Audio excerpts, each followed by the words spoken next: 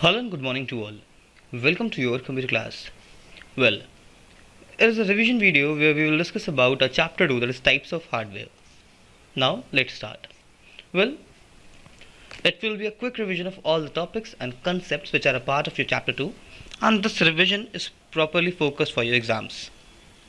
Well, computer hardware, all the components of our computer system that we can touch or feel are termed as hardware components. These hardware components are divided into four categories, that is CPU, memory, input devices and output devices.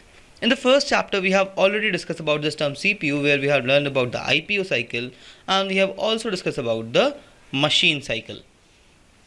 Today in this video we have to discuss about these three terms, that is memory, input devices and output devices. First is memory. Well, as we all know that for storing our data on a computer, we need some kind of storage devices. And these storage devices are also termed as memory devices. Well, we know that our computer is a real brain for our machine, and it performs all the processing tasks. And sometimes when any kind of result is generated, then that result needs to be stored in our computer system. For example, suppose you are multiplying two numbers, then for the product of two numbers, let's say 7 and 9, when you will perform the multiplication operation, the instructions will be given to the computer. The instructions that will be given, it will be something like this. It will be multiply 7 and 9. Here this multiply will be a set of instruction, and the 7 and 9 will be the data or inputs which are given to our computer system. तो यहाँ पे भाई क्या हुआ, ये जो multiply था ये एक instruction था, और ये जो 7 और 9 था ये inputs थे. Now our computer will work on these inputs. Computer क्या करेगा, इस inputs पे work करेगा, और वो क्या करेगा भाई, IPO cycle में inputs में रखेगा 7 और 9 को, और प्रोसेसिंग के पार्ट के पास भेजेगा 7 और 9 को मल्टीप्लाई करने के लिए एक छोटा सा instruction. And from this instruction it will receive the result as 63. That will be the result और the processed output. Now before showing this result to the user, this result need to be stored in our computer. Well, अब इसको हम लोग store क्यों कर रहे हैं, यहाँ पे दो रीज़न है. हो सकता है इस रिजल्ट को फ्यूचर में इस्तेमाल करना हो, या फिर हो सकता है ये रिजल्ट किसी प्रोसेस का इंटरमीडिएटरी रिजल्ट हो. That's why it is very important to store this result in our computer's memory, and here we use our computer's memory for storing this data. Now let's discuss about this term, what is memory. Well, memory is a physical device which is capable enough of storing information temporarily. Fine, जब भी हम लोग memory की बात करते हैं तो भाई एक ऐसी जगह होती है जहाँ पर कंप्यूटर डेटा को स्टोर कर सकता है टेम्परेरी तरीके से, या फिर कभी कभी परमानेंट तरीके से भी. Well, if you talk about RAM and ROM, तो भाई जो रैम और रोम होते हैं ये टेम्परेरी स्टोरेज डिवाइसेज होते हैं जहाँ पर डेटा जो है वो टेम्परेरी स्टोर होती है. Whereas we have various other kinds of memories which are used, such as CD-ROM, hard disk, DVD, जो होते हैं permanent storage types. Memory devices utilise integrated circuit. जितने भी मेमोरी डिवाइसेस होते हैं इनके अंदर कुछ इंटीग्रेटेड सर्किट चिप्स होती हैं, फाइन, जो कि यूज और मैनेज करे जाते हैं ऑपरेटिंग सिस्टम्स और सॉफ्टवेयर के through. Now let's discuss about the types of computer memory. So in general we have two types of computer memory, that is main memory और primary memory, and second is termed as auxiliary और secondary memory. अब यहाँ पे एक बहुत important चीज़ है, जब भी हम लोग कंप्यूटर की मेन या प्राइमरी मेमोरी की बात करेंगे तो ये कंप्यूटर की खुद की मेमोरी होती है जिसका काम करता है कंप्यूटर अपने इंपॉर्टेंट इंस्ट्रक्शंस को स्टोर करने के लिए, या फिर प्रोसेसिंग के टाइम पे कंप्यूटर इस मेन मेमोरी का यूज़ करता है टेम्परेरी डेटा को स्टोर करने के लिए. And when we talk about the secondary memory, तो सेकेंडरी मेमोरी यूज़र का स्टोरेज होती है, यानी इस स्टोरेज में यूज़र ने अपना डेटा स्टोर करा होता है. तो यहाँ पे हम लोग दो अलग अलग मेमोरीज के बारे में डिस्कस कर रहे हैं. फर्स्ट इज मेन और primary, and second is auxiliary and secondary. तो जो मेन और प्राइमरी है वो है कंप्यूटर की मेमोरी, और जब हम लोग बात करेंगे ऑक्सिलरी या सेकेंडरी तो ये है यूज़र के लिए यूज़र की secondary memory. Well, now let's discuss about this units of memory. Computer store process data in the form of binary numbers. जब भी कंप्यूटर कोई भी प्रोसेसिंग करता है तो भाई वो करता है बाइनरी के फॉर्म में, और ये जो डेटा होता है ये भी बाइनरी के फॉर्म में ही स्टोर करा जाता है. Now this data will be stored in the form of binary, that is in the form of zeros and ones. जहाँ पर जो जीरो होगा वो दिखाएगा ऑफ स्टेट को यानी लो वोल्टेज को, और वन दिखाएगा ऑन स्टेट यानी कि हाई वोल्टेज को. और ये जो जीरोज एंड वंस है these are termed as bits, जो कि कंप्यूटर की एक मेन यूनिट है. फाइन, याद रखना कंप्यूटर की अगर हम लोग मेमोरी की बात करते हैं, यूनिट की बात करते हैं, यूनिट ऑफ मेमोरी की बात करते हैं, तो वहाँ पर जो सबसे जो स्मॉलेस्ट मेमोरी है वो है bit, which comprises of only one, either zero और one. Well, this bit stands for binary digits. इन सारे फुल फॉर्म्स को याद रखना है. हो सकता है एग्जाम में क्वेश्चन फुल फॉर्म क्या आ जाए, हो सकता है इनसे रिलेटेड कुछ वन वर्ड टाइप क्वेश्चन आ जाए या सिंगल लाइनेज आ जाए. तो next is a group of 8 bits is called byte. तो भाई बाइट क्या होता है, जब हम लोग 8 बिट्स को कंबाइन करते हैं then it forms a byte. A byte is made up of 2 nibbles, और ये जो बाइट होता है it is also equals to 2 nibbles. अब ये जो निबल होता है 1 nibble is equals to 4 bits. याद रखना इन सारी चीज़ों को कि भाई एक निबल होता है 4 बिट्स के इक्वल और 2 निबल्स इक्वल होते हैं 1 बाइट के। अब ये बाइट क्या होते हैं भाई? ये बाइट एक स्पेशल सीक्वेंस होता है जो बताता है या डिकोड करता है या रिप्रेजेंट करता है किसी नंबर, किसी लेटर या किसी सिंबल को जो हम लोगों ने लिखा होता है डेसिमल या फिर सिंबॉलिक फॉर्म में। 8 bits can store up to 256 different codes. Fine, जैसे कि मैंने बताया कि हम लोग अगर कोई भी लेटर लिखते हैं, for example I am writing A, I am writing B, I am writing C और आई एम राइटिंग 1 2 3 4। फाइन, तो ये जितने भी मैं चीज़ें लिख रहा हूँ हम लोगों के कंप्यूटर इनको डायरेक्टली ABCD के फॉर्म में नहीं जानते हैं। हर एक अल्फ़ाबेट, नंबर या स्पेशल कैरेक्टर के लिए कंप्यूटर के पास एक 8 डिजिट का सीक्वेंस है बाइनरी नंबर्स का, और इन्हीं 8 डिजिट के सीक्वेंस के थ्रू हमारे सारे के सारे अल्फ़ाबेट्स, नंबर्स और स्पेशल सिंबल्स कंप्यूटर की मेमोरी में स्टोर्ड हैं। Fine, now these 8 bits can create और can store up to 256 different codes. यहाँ पे 256 अलग अलग कोड्स यूज़ हो सकते हैं, यानी कि हम लोग बाइनरी के फॉर्म में एटलीस्ट 256 नंबर्स को या अल्फ़ाबेट्स को या कैरेक्टर्स को शो कर सकते हैं, जहाँ पर अलग अलग सीक्वेंसेस होते हैं, small letters, capital letters, numbers और सिंबल्स के लिए। अब बात करते हैं एनकोडिंग स्कीम की। तो हर एक कंप्यूटर का ट्रांसलेशन प्रोसेसिंग यहाँ पे अलग अलग तरीके से होती है। फाइन, इन जनरल हम लोग जो भी कंप्यूटर्स यूज़ करते हैं ये क्या करते हैं भाई, जो भी हमारा इनपुट होता है ये पहले इनपुट को कन्वर्ट करते हैं बाइनरी में, फिर ये बाइनरी डेटा जाता है प्रोसेसिंग के पास, प्रोसेसिंग रिजल्ट निकालता है बाइनरी में, इस बाइनरी को कन्वर्ट करा जाता है यूज़र रीडेबल फॉर्म में, और फिर आता है ये आउटपुट डिवाइसेस में। तो यहाँ पे एक बहुत सिंपल है, जो भी इनपुट होगा वो बाइनरी में कन्वर्ट होगा, प्रोसेसर के पास जाएगा, फिर बाइनरी में आउटपुट आएगा, बाइनरी से फिर वो कन्वर्ट होगा यूज़र के फॉर्म में और फिर जाएगा यूज़र के पास आउटपुट। तो इस पूरी की पूरी प्रोसेस में हम लोग क्या कर रहे हैं, हम लोग बार बार अपने इनपुट्स और आउटपुट्स को कन्वर्ट करने का काम कर रहे हैं। और for this conversion process we use some kind of encoding schemes. Encoding का मतलब क्या होता है, कोडिंग या डिकोडिंग करना। तो यहाँ पे हम लोग क्या कर रहे हैं, बार बार बाइनरी से नॉर्मल टेक्स्ट को कोड या डिकोड कर रहे हैं। उसके लिए यहाँ पे कुछ पैटर्न्स यूज होते हैं। जो first pattern is termed as ASCII. जो पहला पैटर्न है उसको हम लोग कहते हैं एस्काई। एस्काई एक 8 बिट रिप्रेजेंटेशन कोड है। ये कोड है जो क्या करता है, हर एक नंबर, सीक्वेंस या लेटर को 8 बिट्स में शो करता है। ASCII stands for American standard code for information interchange. America ने एक कोड बनाया था बाइनरी नंबर्स का which is termed as ASCII. Then second is Unicode. अब ये यूनिकोड क्या है भाई, ये भी एस्काई की तरीके है बट ये 16 बिट्स का है, यानी ये 2 बाइट्स का है। यहाँ पे हम लोग टोटल 16 जीरोस या वंस के कॉम्बिनेशन को यूज करते हैं किसी भी सिंबल या नंबर या लेटर को रिप्रेजेंट करने के लिए। And here we have this memory chart. यहाँ पर एक मेमोरी चार्ट है जो तुम लोगों को पूरा लर्न हो गया होगा, आई थिंक वो सबको याद रहना चाहिए। Fine, you just have to take a screenshot of this and then you can learn and read it once very carefully. यहाँ पे बस तुम लोगों को जो कुछ जरूरी चीज़ें हमेशा याद रखनी, दैट इज कि 1 bit is 1 binary digit, 1 nibble is 4 bits, 1 byte is 2 nibbles, then 1024 का पैटर्न चलता है और 1024 को हम लोग 2⁻10 भी लिख सकते हैं। अब बात करते हैं सबसे इंपॉर्टेंट चीज़ की, अपनी मेन मेमोरी के बारे में भाई। तो भाई हम लोग की कंप्यूटर की मेमोरी 2 टाइप की मैंने बताया था, मेन मेमोरी और सेकेंडरी मेमोरी। तो कंप्यूटर की जो main memory it has 2 categories, that is RAM and ROM. अब हम लोग बात करेंगे रैम क्या होता है भाई। RAM is a form of data that can be computer randomly और एक्सेस रैंडमली। मतलब वो डेटा जो हम लोग के कंप्यूटर में रैंडमली स्टोर या यूज़ हो रहा है या एक्सेस हो रहा है उसको हम लोग कहते हैं रैम का डेटा। फॉर एग्जाम्पल, जब भी मैं अपने कंप्यूटर में कोई भी टास्क प्रोसेस करता हूँ या जब भी मेरे कंप्यूटर में कोई भी नया इनपुट आता है, वो जो नया इनपुट है या वो जो भी कोई नया टास्क प्रोसेस हो रहा है, इनिशियली उस डेटा को स्टोर करा जाता है कंप्यूटर की रैम में। और कंप्यूटर की रैम जो होती है डायरेक्टली प्रोसेसर के साथ कनेक्टेड होती है, यानी जैसे ही प्रोसेसिंग स्टार्ट होगी प्रोसेसर हर बार रैम में से ही इनपुट्स को फेच करने का काम करेगा। ना ही इनपुट बल्कि रैम में सारे के सारे इंस्ट्रक्शंस भी स्टोर करे जाते हैं। That's why sometimes this RAM is also termed as CPU's memory. Now let's talk about ROM. अभी रोम क्या होता है भाई, रोम भी एक तरीके का स्टोरेज फॉर्मेट है जो कि परमानेंट होता है नेचर में। और ये क्या करता है भाई, ये कुछ प्रोग्राम्स को स्टोर करता है जिनको हर बार एग्जीक्यूट होना ही होता है कंप्यूटर को स्टार्ट करते time. For example let's talk about the booting process. हम लोगों ने क्लास 8 में बूटिंग के बारे में पढ़ा था। बूटिंग एक स्टेप है, एक प्रोसेस है जो क्या होती है, जब भी हम लोग अपना कंप्यूटर टर्न ऑन करते हैं, ये बूटिंग क्या करती है, हम लोग के ऑपरेटिंग सिस्टम को कंप्यूटर में लोड करने का काम करती है। फाइन, ये क्या करती है भाई, रोम से हम लोगों के ओएस को लोड करती है हम लोग के कंप्यूटर की हार्ड डिस्क में और फिर प्रोसेसिंग को स्टार्ट करती है। So that booting program is generally stored in our computer's ROM, that is read only memory. Now let's talk about the uses. So RAM is generally used for running or using the applications. जब भी हम लोग किसी application को use करते हैं, for that we use the RAM. Whereas this ROM is generally used for the booting process only. इसका सिर्फ एक यूज़ होता है। Well these both can support both the operations, but एक कंडीशन आती है, रैम जो है वो रीडिंग राइटिंग दोनों ऑपरेशंस को सपोर्ट करता है, बट जितनी भी रॉम्स होती हैं ये सारी की सारी रॉम्स रीडिंग ऑपरेशन को सपोर्ट नहीं करती हैं। कुछ स्पेशल टाइप की रॉम चिप्स आते हैं जो रीडिंग ऑपरेशन के साथ साथ राइटिंग को भी सपोर्ट करती हैं। Now let's talk about the volatility. भाई रैम जो है वोलेटाइल है, मतलब क्या हुआ, अगर मैंने कंप्यूटर का पावर स्विच ऑफ कर दिया है, मैंने उसका प्लग हटा दिया है, जैसे ही मेरा सिस्टम स्विच ऑफ होगा, पावर खत्म होगी, रैम का सारा डेटा इरेज हो जाएगा। बट जो रॉम होती है ये परमानेंट होती है नेचर में, इट मीन्स इसका डेटा कभी भी इरेज नहीं होता है। Let's talk about the size now. अगर हम लोग साइज की बात करेंगे तो याद रखना रैम हमेशा रोम से बड़ी होती है, fine.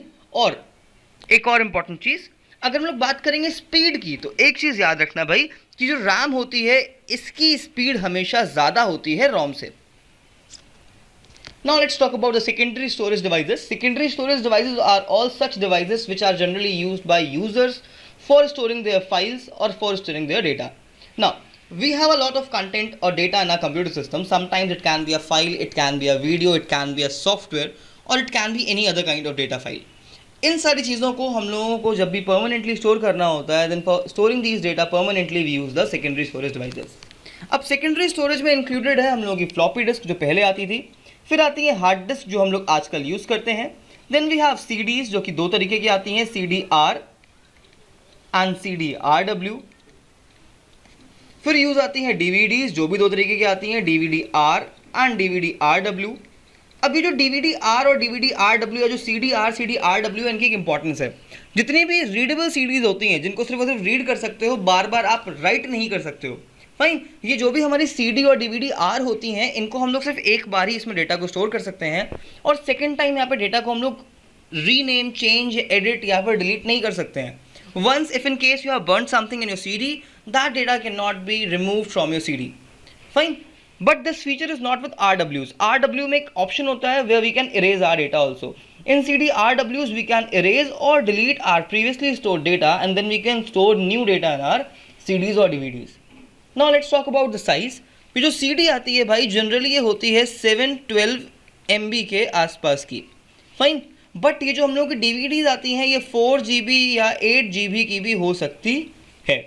Then next we have these pen drives. Pen drives are also termed as thumb drives, fine. और मेमोरी स्टिक्स, इनको हम लोग थंब ड्राइव्स या मेमोरी स्टिक भी कभी कभी कह सकते हैं, फाइन। अभी पेन ड्राइव्स क्या करती हैं भाई, इनका अलग अलग वेरिएंट होता है, साइज वेरिएंट। ये 1 GB से लेकर के, well nowadays we have a maximum storage of 512 GB, fine. ये 1 GB से लेकर के 512 GB तक का आती है, और ये बहुत हैंडी डिवाइसेज होती हैं which can store your data for permanent basis, and along with that these are rewritable in nature. मतलब यहाँ पर हम लोग अपने डेटा को लिख भी सकते हैं, इरेज भी कर सकते हैं, या फाइल्स को रीयूज कर सकते हैं। Then next we have Blu-ray disc. Blu-ray disc DVD का ही एक कह सकते हो हाई एंड वर्जन है। Blu-ray disc का जनरल यूज़ होता है हम लोगों के गेम्स या बड़ी फाइल्स को स्टोर करने के लिए, और इनकी स्टोरेज कैपेसिटी होती है 25 GB से लेके 50 GB तक का की, फाइन। इसके और भी वेरिएंट्स आते हैं जो 100 GB या 75 GB के आसपास के भी होते हैं, but in general the Blu-ray disc that we use these are of 25 और 50 GB, और इनका मोस्टली यूज़ होता है प्ले स्टेशन या गेमिंग कंसोल्स के लिए, जहाँ पर इसमें गेमिंग वाली फाइल्स मोस्टली स्टोर करी जाती हैं। Then next we have memory cards और मेमोरी स्टिक्स। अब ये मेमोरी कार्ड्स और मेमोरी स्टिक्स वो मेमोरी डिवाइसेस हैं जो हम लोग अपने कैमराज या अपने फ़ोन्स में प्लग इन करते हैं। अब बात करते हैं भाई difference between primary and secondary storage की। तो भाई ये जो प्राइमरी स्टोरेज होता है ये डायरेक्टली CPU से कनेक्टेड होता है, इसलिए बहुत फास्ट होता है, बट सेकेंडरी स्टोरेज CPU से डायरेक्टली कनेक्टेड नहीं होता है, इसलिए थोड़ा सा स्लो होता है। फिर बात करेंगे हम लोग प्राइमरी स्टोरेज की, तो प्राइमरी स्टोरेज में जो रैम होता है वो वॉलेटाइल होता है, इट मीन्स इसका डेटा इरेज हो सकता है, बट सेकेंडरी मेमोरी कभी भी वॉलेटाइल नहीं होती है, यानी यहाँ पर डेटा परमानेंट स्टोर होता है। देन नेक्स्ट ये CPU से डायरेक्टली एक्सेसिबल होता है, और ये CPU से डायरेक्टली एक्सेसिबल नहीं होता है। Then computer's primary memory is always faster access, ये हमेशा बहुत फास्ट होती है, यहाँ पे प्रोसेसिंग भी फास्ट होती है। देन जो प्राइमरी मेमोरी होती है इसका बेसिक काम होता है प्रोसेसिंग के लिए, whereas सेकेंडरी मेमोरी का बेसिक यूज़ होता है स्टोरेज के लिए। अब बात करें अगर कॉस्ट की, तो भाई जो प्राइमरी मेमोरी होती है वो कॉस्टली होती है, फाइन, लेकिन जो सेकेंडरी मेमोरी होती है ये चीप होती है। And at last primary memory का साइज हमेशा स्मॉल होता है कंप्यूटर्स में, लाइक हम लोगों के कंप्यूटर्स में रैम होती है वो 16 GB की होगी, 32 GB की होगी, but you might have notice जो हम लोगों के कंप्यूटर में हार्ड डिस्क होती है या जो SSDs लगी होती हैं वो हमेशा 256 GB से बड़ी होती हैं। हमेशा नोटिस करना हर कंप्यूटर में जो हम लोग का सेकेंडरी स्टोरेज होगा, यानी जो हम लोग की हार्ड डिस्क का स्टोरेज होगा, वो हमेशा रैम से ज़्यादा होता है। Now let's talk about the second category, that is third category of hardware, that is input devices. Now, input devices are all sort of devices through which we can give instructions or inputs to our computer. ये वो सारे devices होते हैं जिनके through हम लोग अपने computer में instructions या inputs दे सकते हैं। We have various kind of input devices, जिनमें से कुछ general हैं और कुछ special हैं। If we talk about the general devices, then we have this keyboard, mouse, microphone, then we have these touch screens, we have these light pens over this side, fine, and barcode readers. ये कुछ general devices हैं जो हम सब लोगों के पास होते हैं। फॉर एग्जाम्पल अगर मैं कीबोर्ड की बात करूँ तो कीबोर्ड का काम होता है टाइपिंग के लिए। इसमें बहुत सारी अलग अलग कीज़ होती हैं जिनके थ्रू हम लोग अपने कंप्यूटर में टाइपिंग वाला सारा का सारा काम करते हैं। Well, the most important part, मैं सिर्फ ये सारे के सारी चीज़ें तुम लोग को थोड़ी सी एक्सप्लेन करूंगा। Rest you have to read all these things from your book very properly और फ्रॉम द नोट्स ऑल्सो। अब बात करते हैं माउस की। तो भाई माउस एक पॉइंटिंग डिवाइस है जिसके थ्रू हम लोग क्या करते हैं, कंप्यूटर में पॉइंटिंग करते हैं, चीज़ों को टच करते हैं और मेन्यूज, फाइल्स, आइकन्स, इन सब के थ्रू कंप्यूटर के साथ कई सारे ऑपरेशन परफॉर्म करते हैं। The next we have microphone. Microphone is a type of recorded device through which we can speak and that data can be easily heard by others by using some kind of speaker or other listening softwares. Then next we have scanners. Scanner का काम होता है documents को scan करने के लिए। Suppose I have a image with me and I want to convert that image into a soft copy format. Suppose मेरे पास एक इमेज थी, प्रिंटेड पेपर था, मुझे उस प्रिंटेड पेपर को एक डॉक्यूमेंट में कन्वर्ट करना था। So for that I can use a scanner. Next we have concept keyboards. अब ये कंसेप्ट कीबोर्ड्स क्या होते हैं भाई, आप लोगों ने देखा होगा अलग अलग मशीन्स में कुछ अलग अलग सेट ऑफ कंट्रोल्स होते हैं। फॉर एग्जांपल जब एटीएम में जाते हैं तो एटीएम का जो कीबोर्ड आता है, जो डिस्प्ले में कीबोर्ड आता है, उसमें सिर्फ कुछ कीज़ होती हैं, उसमें सारी अल्फाबेटिकल कीज़ नहीं होती हैं, उसमें कुछ नंबर्स होते हैं और कुछ वहाँ पे स्पेशल कीज़ होती हैं जो वहाँ के डिस्प्ले में नजर आती हैं। तो वो जो कीबोर्ड एटीएम मशीन में यूज़ हो रहा है वो एक तरीके का कंसेप्ट कीबोर्ड है। Then next we have touch screens. अब ये टच स्क्रीन्स क्या होती है भाई, टच स्क्रीन्स एक टच सेंसिटिव डिस्प्ले होती है जो यूज़र के टच रिस्पॉन्सेस पे वर्क करती है। Then next we have bar code और QR code readers. Bar code और क्यूआर कोड दो अलग तरीके के एक स्पेशल टाइप के कोड्स होते हैं। Fine, these are generally used for storing batch number और product details. Now next we have these magnetic strip readers. अभी मैग्नेटिक स्ट्रिप रीडर्स क्या होते हैं भाई, जितने भी हम लोग के गवर्नमेंट या ऑफिशियल पेपर्स होते हैं, specially if you talk about bank drafts, cheques और लीगल डॉक्यूमेंट्स, इन सारे डॉक्यूमेंट्स में एक ब्लॉक लेटर्स में नंबर लिखा होता है या कोई कोड लिखा होता है। उस नंबर या उस कोड को रीड करने के लिए we use this magnetic strip reader. For example जितने भी हम लोगों के बैंक चेक्स होते हैं, कभी उस बेटा चेक में चेक करना, उस बैंक चेक में बॉटम साइड में एक नंबर लिखा होता है ब्लॉक लेटर्स में, and that is a magnetic code. वो एक मैग्नेटिक कोड होता है, इसको एक स्पेशल लिंक से लिखा जाता है। And for reading that code, for the authentication of that document, we use this magnetic strip reader. इसका मोस्टली यूज होता है बैंक्स में। फाइन, ये मोस्टली तुम लोगों को बैंक्स में मशीन देखने को मिल जाएगी। Then next we have OMR। OMR stands for optical mark reader. For example जब भी तुम लोग किसी भी कॉम्पिटेटिव एग्जाम में पार्टिसिपेट करते हो, कोई भी कॉम्पिटिशन होता है, कोई भी ओलंपियाड होता है, वहाँ पर हम लोगों को एक आंसर शीट मिलती है जिसमें कुछ सर्कल्स होते हैं और हम लोगों को जनरली उन सर्कल्स को फिल करके अपने आंसर्स को मार्क करना होता है। इस टाइप की शीट्स को हम लोग कहते हैं OMR शीट, और इस OMR का फुल फॉर्म होता है ऑप्टिकल मार्क रीडर। फाइन, इस स्पेशल टाइप की शीट को चेक करने के लिए हम लोग यूज़ करते हैं इस OMR रीडर का, यानी कि ऑप्टिकल मार्क रीडर का। ये क्या करता है भाई, जिस भी सर्कल को हम लोग फिल कर देते हैं, जब इस शीट में से लाइट पास होती है तो जो फिल्ड वाला जो सर्कल होता है भाई, ये क्या करता है, लाइट को एब्जॉर्ब कर लेता है और जो सर्कल ब्लैंक होता है वो लाइट को रिफ्लेक्ट बैक कर देता है, और फिर मशीन चेक करती है कि कितनी लाइट मिसिंग है और उसके बेसिस पे हम लोगों के आंसर्स यहाँ पे मार्क होते हैं। Then next we have OCR। OCR stands for optical character reader. Well, इन दोनों टर्म्स को कभी भी रिलेट मत करना, OCR और OMR का दोनों का काम अलग अलग होता है। OMR का काम होता है शीट्स को चेक करना, whereas OCR एक स्पेशल टाइप का रीडर है जो क्या करता है, हम लोगों की इमेजेस को स्कैन करते उसको टेक्स्ट में कन्वर्ट कर देता है। फॉर एग्जाम्पल मेरे पास एक डॉक्यूमेंट था प्रिंटेड फॉर्म में और मुझे उस डॉक्यूमेंट को वर्ड की फाइल में कन्वर्ट करना है। अगर मैं उसको स्कैनर से स्कैन करूंगा भाई, तो वो जो वर्ड की फाइल है वो वर्ड की फाइल में जाके उसको इमेज में कन्वर्ट कर देगा, जिसको मैं एडिट नहीं कर पाऊंगा। और अगर इसको वर्ड में भी कन्वर्ट करेगा तो वो एडिटेबल वर्ड डॉक्यूमेंट नहीं होगा। And if in case you are scanning that document with the OCR, then it will be converted to a text format which I can easily edit and I can also use that as a document or as a presentation. Then next we have MICR. MICR stands for Magnetic Ink Character Reader. Fine, it stands for Magnetic Ink Character Reader. and it is also used in banks. Fine, it has the same purpose as we have this of magnetic strip reader. Then next we have light pen. Well, light pen एक special type का device use होता था पहले, जिसके through हम लोग अपनी computer के डिस्प्ले पे एक पेन के थ्रू लिख सकते थे या माउस पॉइंटर को मैनेज कर सकते थे. लेकिन आज हम लोग लाइट पेन का यूज़ नहीं करते हैं. Today instead of using a light pen we use a stylus. आजकल हम लोग यूज़ करते हैं स्टाइलस का अपने टच स्क्रीन डिस्प्लेस पे लिखने के लिए. Then next we have output devices. भाई ये हम लोगों का फोर्थ और लास्ट टाइप का हार्डवेयर कंपोनेंट है, that is output devices. Output devices are all sort of devices through which we can see the output or we can get the final result of our processing. जब भी processing complete होती है, processing के बाद computer हम लोगों को result show करता है, and for that result it uses the output devices. Results के लिए यूज करता है ये आउटपुट डिवाइसेस का. अब बहुत सारे अलग अलग आउटपुट डिवाइसेस का हम लोग यूज करते हैं अलग अलग यूजेस के लिए. For example we have monitors which are termed as VDUs और visual display units. Then we have printers, plotters and so many others. अब डिस्कस करते हैं एक एक करके सारे डिवाइसेस के बारे में. तो first we have to discuss about monitor. Monitor एक डिस्प्ले डिवाइस है जिसका काम होता है रिजल्ट को डिस्प्ले करना एक स्क्रीन पे, कंप्यूटर की स्क्रीन पे. फाइन, ये एक विजुअल रिप्रेजेंटेशन होता है डेटा का, लेकिन ये एक सॉफ्ट कॉपी के फॉर्मेट में होता है, यानी कि हम लोग अपने आउटपुट को यहाँ पे टच और फील नहीं कर सकते हैं. In general we have 5 types of monitors. इस बॉक्स में तुम लोग देख सकते हो. First is cathode ray tube, जो कि ओल्ड टेक्नोलॉजी है. यहाँ पर एक ट्यूब होती थी जहाँ पे कुछ फिजिक्स के कंसेप्ट वर्क करते थे. मैंने उसको एक वीडियो में डिटेल में एक्सप्लेन करा हुआ है. You can just watch that video once. Then next we have LCD, that stands for liquid crystal display. Fine, LCD is a special kind of display in which there are some liquid particles जो क्या होते हैं, charge up हो जाते हैं और फिर अलग अलग कलर्स को हमारे डिस्प्ले पे प्रेजेंट करते हैं और क्रिएट करते हैं. Then next we have this plasma monitors. ये भी सिमिलर टाइप के कंसेप्ट पे वर्क करता है.